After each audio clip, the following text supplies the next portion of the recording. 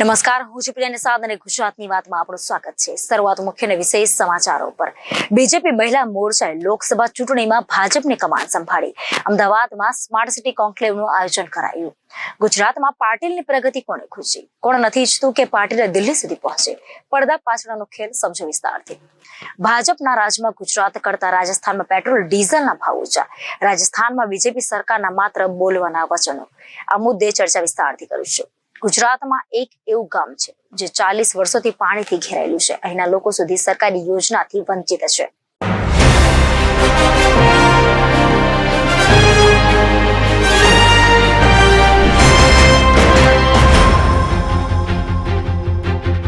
તો ચર્ચા કરીશું ગુજરાતની વાતમાં। સમાચાર વિગતવાર।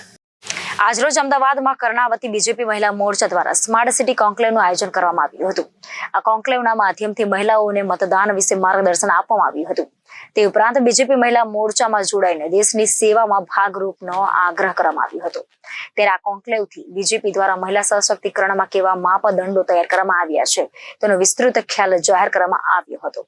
જે પૈકી કર્ણાવતીમાં બીજેપી મહિલા મોરચા દ્વારા કરવામાં આવેલું સ્માર્ટ સિટી કોન્ક્લેવમાં વિભિન્ન શ્રેણીઓની મહિલાઓ હાજર રહી હતી। આ કોન્ક્લેવનો મુખ્ય ઉદ્દેશ્ય લોકસભા ચૂંટણીમાં બીજેપીના ઉમેદવારોને જંગી બહુમતીથી જીતાડવાનો હતો। ત્યારે આ કાર્યક્રમમાં જનસંપર્ક અભિયાન અંતર્ગત મહિલા મોરચાની કાર્યકર્તાઓ મહિલાઓનો સંપર્ક કરી બીજેપીને મત આપવા માટે પ્રોત્સાહન આપશે। તે ઉપરાંત આ કાર્યક્રમમાં બીજેપી પ્રદેશ પ્રમુખ સી.આર. પાટીલ પણ હાજર રહ્યા હતા। તેમણે આ કોન્ક્લેવમાં નિવેદન આપતા કહ્યું કે ભારત દેશમાં મહિલા સશક્તિકરણના ઇતિહાસમાં વડાપ્રધાન નરેન્દ્ર મોદીનું નામ સૌથી મોખરે રહેશે। અવારનવાર દેશની મહિલાઓ દ્વારા તેમને મળતા આર્થિક અને સામાજિક લાભ બદલ પીએમ મોદીનો આભાર માનવામાં આવ્યો હતો। હાલમાં મનપા અને નગરપાલિકામાં મહિલાઓને 50% અનામત આપવામાં આવી છે। અંતે આ કાર્યક્રમમાં અમદાવાદમાં બીજેપી મહિલા મોરચાના પ્રમુખ દીપિકા સરવડા દ્વારા કોન્ક્લેવમાં હાજર મહિલાઓને મતદાન વિશે માર્ગદર્શન આપવામાં આવ્યું હતું।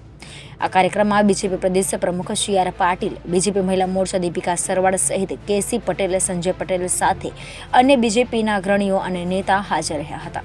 મહિલાઓ માટે આદરણીય નરેન્દ્રભાઈએ કયા કાર્યો કર્યા છે ને એ લઈને આપણે જન સુધી, ઘર ઘર સુધી પહોંચવાનું છે કે 2014માં એક લોકશાહીના ઉત્સવે આ રાષ્ટ્ર સમક્ષ નવી સંભાવનાને જન્મ આપ્યો। સંભાવના નવનિર્માણની, સંભાવના મહિલા ઉત્થાનની અને એ સંભાવનાના સારથીએ પ્રથમ દિવસે જ સંસદના દરવાજે શીશ ઝુકાવીને ખુદને આ દેશના પ્રધાન સેવક જાહેર કર્યા। અને એક સેવકની અભિલાષા છે કે ઘરની લક્ષ્મીનું સન્માન થાય અને એટલે જ આદરણીય નરેન્દ્રભાઈએ કહ્યું કે જો લક્ષ્મીનું જ સન્માન કરવા ઈચ્છો છો તો આપણે એમના માટે શૌચાલય બનાવીએ અને સ્વચ્છ ભારતનો સંકલ્પ 11 કરોડ ગરીબ પરિવારની બહેનોને શૌચાલય આપીને સુનિશ્ચિત કર્યો। ઇજ્જત ઘર શૌચાલય આપીને નરેન્દ્રભાઈ આપણી બહેન માતા દીકરીઓને સન્માન આપ્યું। દેશના પ્રથમ એવા વડાપ્રધાન કે જેમને લાલ કિલ્લા ઉપરથી બહેનોને શૌચાલય આપવાની વાત કરી। આપણી બહેનો કે અલગ અલગ યોજનાઓની સાથે એમને ટ્રિપલ તલાકને હટાવીને મુસ્લિમ મહિલાઓની રક્ષા કરી। અને મોદીજીના નેતૃત્વવાળી ગુજરાતની ભાજપ સરકારે લવ જેહાદ જેવો કાયદો લાવીને આપણી હિન્દુ દીકરીઓને એમને રક્ષણ પૂરું પાડ્યું છે। આપણે જોઈએ છીએ કે એક દીકરીના જન્મથી લઈ એમનું ભણતર, ગણતર, લગ્ન અને અંતે ગંગા સ્વરૂપા એટલે કે વિધવા સહાય સુધીની યોજનાની ચિંતા કેન્દ્રની સરકારે અને આપણી રાજ્યની સરકારે કરી છે।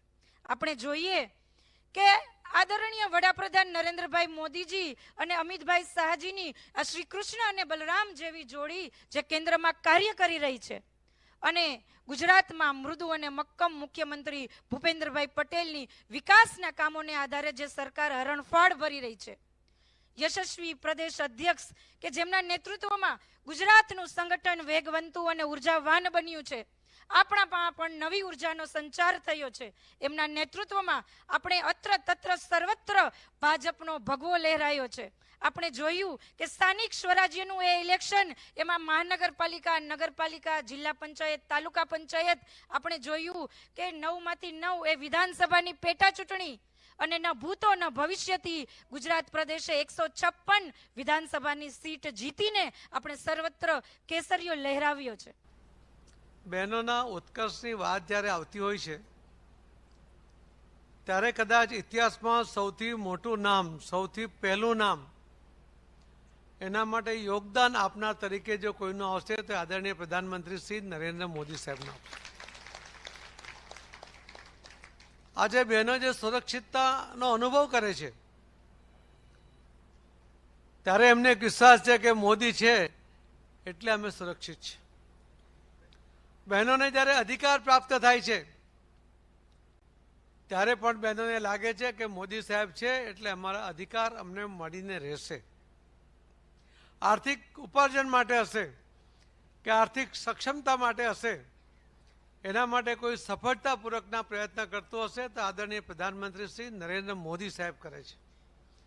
અને આ વાત આપણા દેશની તમામ બહેનો અને દુનિયાની બહેનો પણ સમજતી થઈ છે કે જે દેશમાં બહેનોને અધિકારથી વંચિત રાખવામાં આવતા હતા એ તમામ અધિકાર જો કોઈ આપ્યા તો આદરણીય પ્રધાનમંત્રી નરેન્દ્ર મોદી સાહેબે આપ્યા. જ્યારે મુખ્યમંત્રી હતા ત્યારે જ એમણે ગુજરાતની બહેનોને તાલુકા પંચાયત, જિલ્લા પંચાયત, નગરપાલિકા, મહાનગરપાલિકામાં 50% રિઝર્વેશન આપવાને કારણે આજે તમારા અમદાવાદના પ્રતિભાબેન જૈન એ મેયર છે.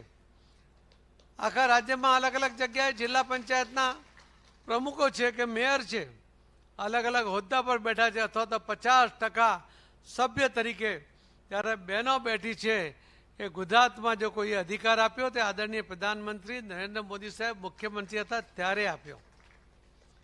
હમણાં દીપિકાબેન કહી ગયા છે છતાં રિપીટ કરું છું કે જે 100 વર્ષ જૂનું લોકસભાનું બિલ્ડિંગ એ ભવન એ ગુલામીનો નિશાની હતી અને આ ગુલામીના નિશાનીમાંથી બહાર આવવું જોઈએ આવું કોઈ પણ સરકારે ક્યારેય વિચાર નહોતો કર્યો.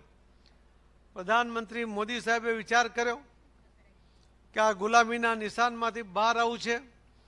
એમણે 30 મહિનાના નવા ભવનના નિર્માણના પ્લાનિંગ સાથે લગભગ 27 મહિનાની અંદર એ નવું ભવન, ઐતિહાસિક ભવનનું નિર્માણ કર્યું.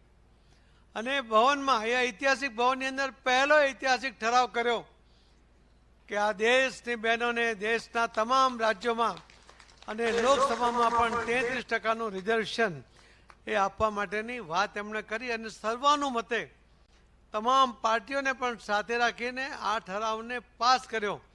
આ ઐતિહાસિક ઠરાવ આજ દિન સુધી કોઈ પણ પાર્ટીએ એને પાસ કરવા માટેનો ગંભીરતાથી પ્રયત્ન નહોતો કર્યો. અમારા નજર સામે બહેનોને અન્યાય કરવા માટેના જે કાવા દાવા થતા હતા એના હું પોતે પણ સાક્ષી રહ્યો છું. અને એટલે જ કહું છું કે બહેનોના ઉત્કર્ષ માટેની વાત હશે, બહેનોના અધિકારની વાત હશે, બહેનોની સુરક્ષાની વાત હશે, આ દરેક વાતમાં આદરણીય પ્રધાનમંત્રી મોદી સાહેબે ખૂબ મહત્વની ભૂમિકા ભજવી છે. શિસ્તબદ્ધ ગણાતી ભાજપ પાર્ટીમાં એકબીજાના ટાંટિયા ખેંચવાનો ખેલ ચાલી રહ્યો છે. લોકસભામાં ભાજપ વન વે જીતી જાય તો પાટીલને જસ મળે અને તેમનો દિલ્હીનો રસ્તો ક્લિયર થાય, પરંતુ પાર્ટીમાં કેટલાક નેતાઓ નથી ઈચ્છતા કે પાટીલ દિલ્હી પહોંચે. ગુજરાતમાં શિસ્તબદ્ધ ગણાતી પાર્ટી ભાજપમાં શિસ્તના લીરે લીરા ઉડી રહ્યા છે. સ્થાનિક નેતાઓનો પન્નો ટૂંકો પડી રહ્યો છે એવો માહોલ ઉભો થઈ ગયો છે. એક બાદ એક સીટ પર વિવાદો વધી રહ્યા છે. પાટીલ માટે એક સાંધતા તેર તૂટે તેવો ઘાટ સર્જાયો છે. ઓપરેશન લોટસનો હંમેશા વિરોધ કરતા પાટીલ માટે હવે આ આયાતી માથાઓનો દુખાવો બની રહ્યા છે. હવે ગાભા મારવા એ જ સેવા જ બની રહેતા જૂના જનસંઘીઓ સતત નારાજ થતા જાય છે. સ્થિતિ એવી છે કે ભાજપ માટે જાત ઘસી નાખનાર ચૂંટણીમાં પોસ્ટરો લગાડશે અને ઘરે ઘરે જઈને પ્રચાર કરશે અને પક્ષ પલટુઓ સાંસદ અને ધારાસભ્ય બનીને સત્તા ભોગવશે. આ બાબત ભાજપના પીઢ કાર્યકર્તાઓને અકળાવી રહી છે. લોકસભા અને વિધાનસભાની પેટા ચૂંટણીમાં ભાજપે 11 મૂળ કોંગ્રેસીઓને ટિકિટ આપી છે. હવે સીધો સવાલ એ છે કે તમને ભાજપમાં કોઈ નથી દેખાતા? સી.આર. પાટીલ માટે પણ ભાજપી કાર્યકર્તાઓનો આ પ્રશ્ન અકળાવનારો છે. પ્રદેશ અધ્યક્ષને નાતે પાટીલ રોજ રોજ ખાળવાનો પ્રયાસ કરી રહ્યા છે, પણ એક બાદ એક ગુજરાતમાં ભડકા વધી રહ્યા છે.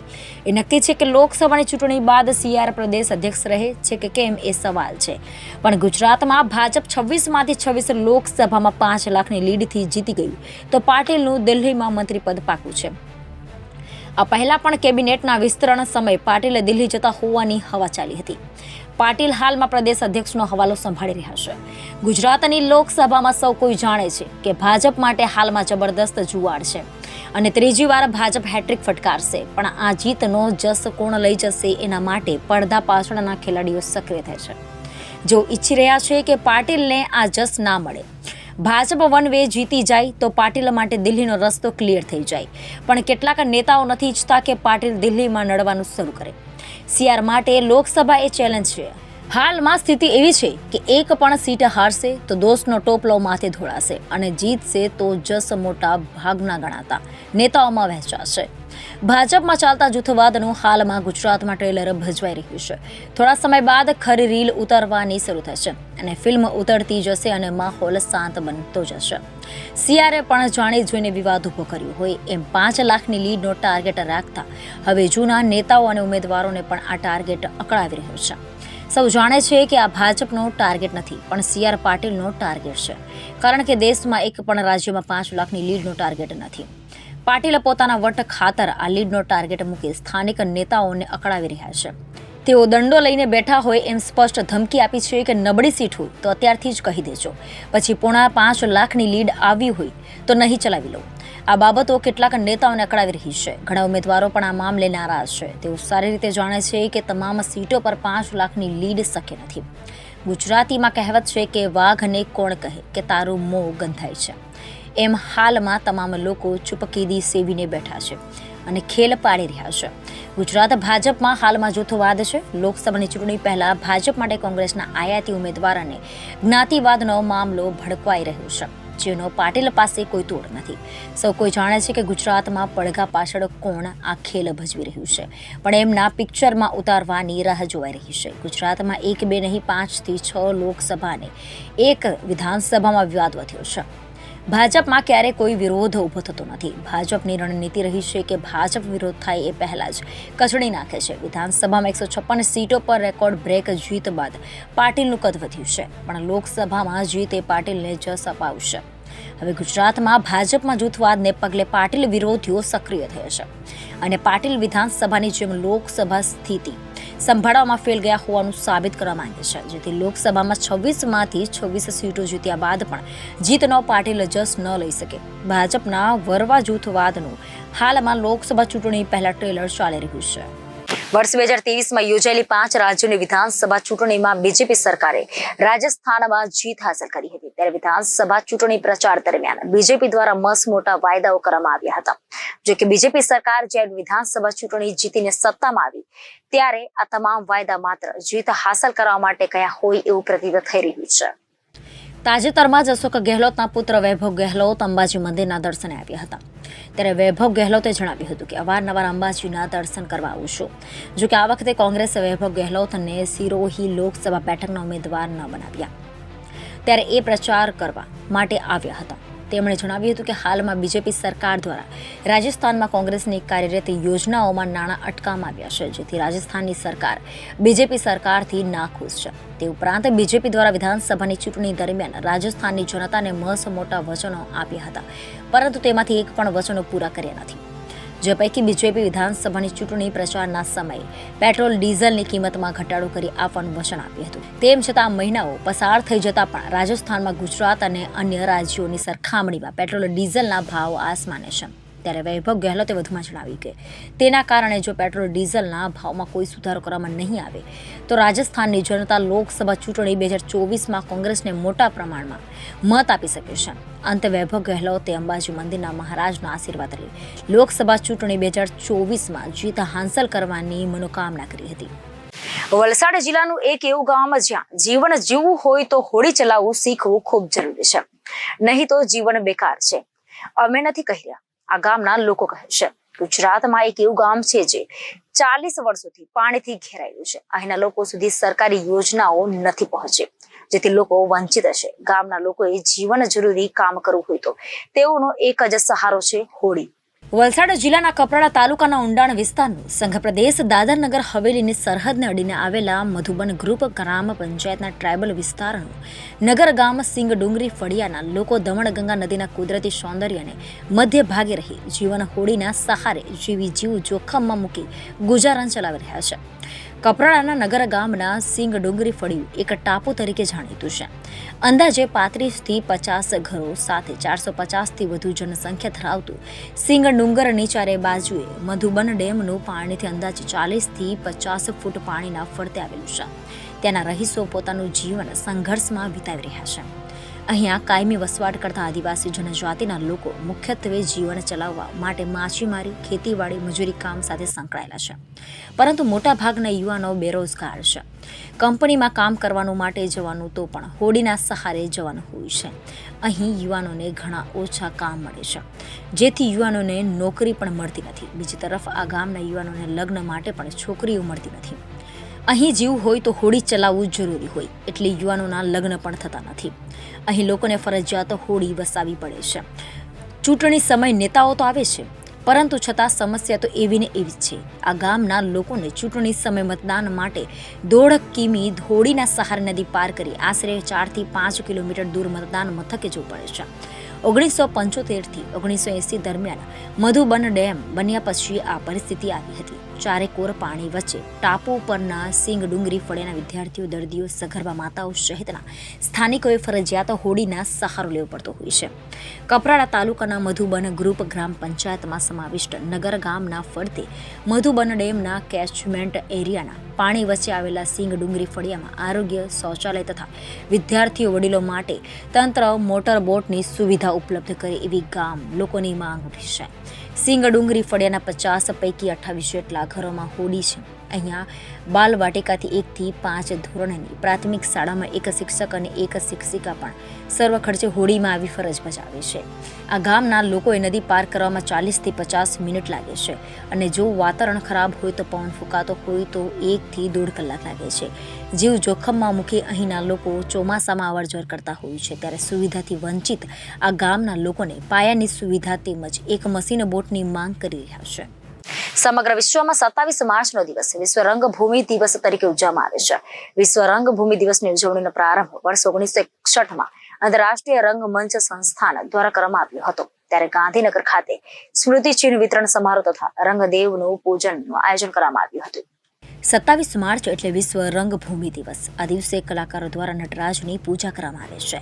નાટકની પરંપરા ભારતમાં પ્રાચીન કાળથી જ રહી છે. દરેક ભાષામાં નાટકોની પ્રસ્તુતિ થતી આવી છે. હિન્દી, ગુજરાતી, મરાઠી, ભોજપુરી, સંસ્કૃત, બંગાળી વગેરે જેવી ભાષાઓમાં કલાકારો દ્વારા નાટકો ભજવતા હોય છે. ઘણા ફિલ્મી કલાકારો પણ નાટકોમાં રંગમંચ ન કરી ફિલ્મો સુધી પહોંચે છે. ત્યારે વિશ્વ રંગભૂમિ દિવસ નિમિત્તે આયોજિત સ્મૃતિ ચિહ્ન વિતરણ સમારોહ તથા રંગ દેવતાનું પૂજન કરાયું હતું. આયોજનમાં પ્રદેશ અધ્યક્ષ CR પાટીલ ઉપસ્થિત રહ્યા હતા અને તેમને તમામ કલાકારોને અભિનંદન પાઠવ્યું હતું અને જણાવ્યું હતું કે કલાકારોએ ખૂબ જ સરસ રમઝટ બોલાવી છે. વધુમાં જુઓ આ અહેવાલ વિસ્તારથી. મને MS પટેલ હમણાં નીચે મળ્યા, મને કહ્યું કે તમે લેટ આવ્યા, બહુ સારું થયું. મેં કીધું મારે તો માફી માંગવાની છે, કે માફી નહીં માંગતા, અમને બહુ મજા આવી. કલાકારોએ ખૂબ સરસ બધે અહીંયા રમઝટ બોલાવી દીધી. ભાજપમાં તો રોજ આ હોલમાં મિટિંગો થતી હોય છે, નીરસ, પણ અહીંયા આજે રસપ્રદ આખું વાતાવરણ તમે બધાએ નિર્માણ કર્યું, એટલા માટે તમને અભિનંદન. સંગીત સાથે અમારો નાતો બહુ ગાઢો, પણ કેટલો ગીતો સાંભળવા જેટલો. એક સંઘના પ્રચારક હતા નરેન્દ્રભાઈ પંચાસરા. એમની સાથે એકવાર વાત કરતાં કરતાં એમણે એટલું સરસ વાત કરી સંગીતની. એમણે કહ્યું કે સંગીતને પ્રદર્શિત કરવા માટે 3 રીત છે. એક રીત છે તમે ગાઈને સંગીત પ્રદર્શિત કરી શકો. બીજું છે તમે વાદ્ય સાથે તમે સંગીતને પ્રદર્શિત કરી શકો. અને ત્રીજું અમને કહ્યું કે નૃત્ય સાથે તમે સંગીતને પ્રદર્શિત કરી શકો. પણ આ ત્રણેયનો સમન્વય થાય ત્યારે તો સ્વર્ગમાંથી માં અંબા પણ અહીંયા આવે છે, કેમ કે ફક્ત ગરબો આપણે ત્યાં જ થાય છે.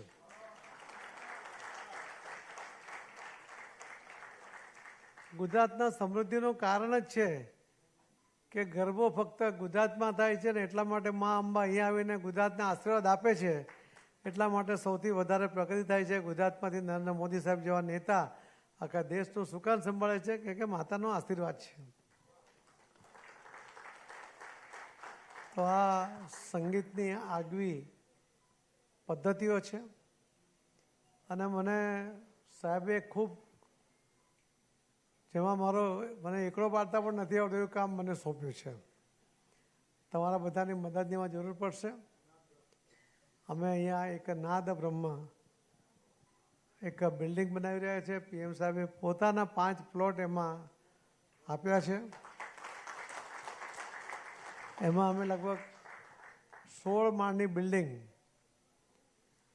અને 16 માળમાં આખા દેશના તમામ વાજિંત્રો ત્યાં લાવીશું અને દરેક તમારા ગરબો હોય કે ડાયરો હોય કે દેશને તમામ ભાષાઓમાં અથવા તમામ રાજ્યોના જે અલગ અલગ સંગીત છે એનો પરફોર્મ કરવા માટેના એના અનુકૂળ એવા સ્ટેજ ઓટોમેટિક બને એ પ્રકારની બિલ્ડિંગ. હમણાં તો એનું આયોજન ખૂબ મોટું છે, લગભગ 100 કરોડનો ખર્ચ એમાં થાય એવી શક્યતા છે. એનો હમણાં જ અમે મુખ્યમંત્રી શ્રી ભૂપેન્દ્રભાઈ પટેલ સાહેબના હસ્તે એનું ખાતમુહૂર્ત કર્યું છે. મોદી સાહેબના આશીર્વાદ છે, તમારા બધાનો સાથ સહકાર છે. અમે લતા મંગેશકરજીના એક માનસ પુત્ર એમને કન્સલ્ટ કરીને એમની પાસેથી આખું શું હોવું જોઈએ, કેવું હોવું જોઈએ એ રીતના બિલ્ડિંગને આકાર આપવાનો પ્રયત્ન કર્યો છે. બિલ્ડિંગમાંથી જ મેસેજ જાય. બિલ્ડિંગનો આકાર જ કેવો છે? સિતાર જેવો છે. તમે બહારથી જુઓ તો તમને લાગે કે સિતાર મૂકી છે એ પ્રકારનો. એટલે તમે તો બધા કલાકારો છો. અમે બધા કલાકારોને જેટલી મદદ થાય એટલી કરવાનો પ્રયત્ન કરીએ છીએ. અને હવે તો આ સીધી જવાબદારી આવી છે એટલે આપ સૌને એમાં પણ આવવા માટેનું એક દિવસ આમંત્રણ આપીએ છીએ. હજુ તો પાયાનું કામ ચાલુ થયું છે પણ બહુ ઝડપમાં, કેમ કે PM સાહેબને બહુ લેટ થાય તે ગમતું નથી એટલે અમે ખૂબ ઝડપમાં એ કરીશું. ત્યારે તમારે બધાની મદદ પણ લઈશું, તમને બધાને વિઝિટ પણ કરાવીશું અને તમારા બધાના સાથ સહકાર સાથે નાદ બ્રહ્મ આખા દેશમાં પ્રચલિત થાય કે આવું કોઈ બિલ્ડિંગ કોઈ હોય તે ગુજરાતમાં છે, બીજી કોઈ જગ્યા નથી. એવા આપના સાનિધ્યમાં આજે સૌ કલાકાર મિત્રોએ જે રીતે એક વાતાવરણમાં રમઝટ બોલાવીને એક સંગીતમય વાતાવરણનું નિર્માણ કર્યું, અમારા સંગઠન મહામંત્રી શ્રી રત્નાકરજીના જન્મદિવસની ભેટ તરીકે અમે આટલા બધા